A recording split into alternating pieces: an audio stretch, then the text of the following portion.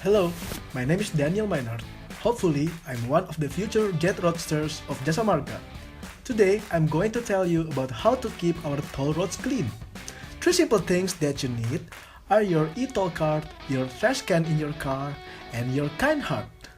So, the problem is, when you're tapping your e-toll card in the toll gate, the receipt will come out. And as you know, most people don't need the receipt. So, they won't take the receipt after the receipt come out. And then, when the weather is windy enough, and when you're not take the receipt with you, the receipt will fly away.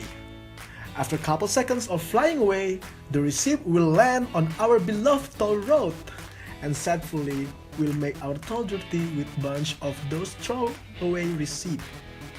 So the simple things you can do is just take the receipt with you, whether you need it or not. Then, if you really don't need it, you can just throw it away in your trash can in your car. And then you're all set. You're contributing to make our toll roads clean. Well, are you joining me? Ciao!